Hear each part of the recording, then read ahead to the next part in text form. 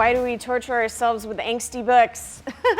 I'm going to answer that as a reader rather than a writer, because that's where I most connect to it. And the reason why I connect to those stories, and I think the reason why a lot of readers do, is because we need to have characters that we relate to, that are sympathetic to us, people that we see as being human.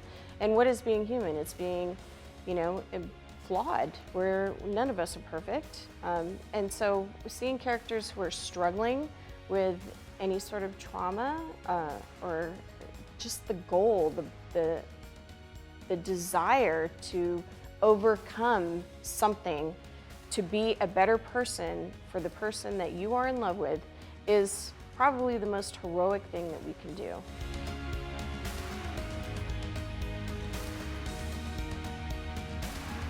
The karaoke scene, I mean, for these two characters, those songs said the core message of what they want for the other person and what they hope that their relationship will achieve for the other person.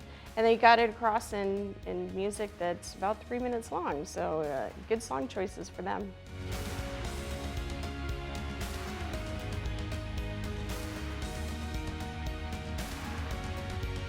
Gideon's point of view was difficult for me in a lot of ways, and one of the difficulties of it was it took until the 4th book in order for him to start talking to me.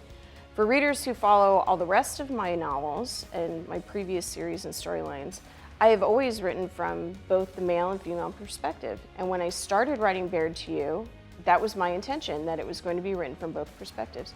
Unfortunately, Gideon was absolutely uncooperative. He would not talk to me whatsoever. I had no idea what he was thinking or feeling.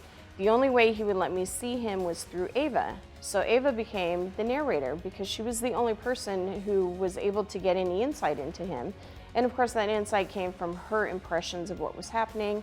Book 1, book 2, book 3, same thing. I tried to talk to him, he wouldn't talk to me at all.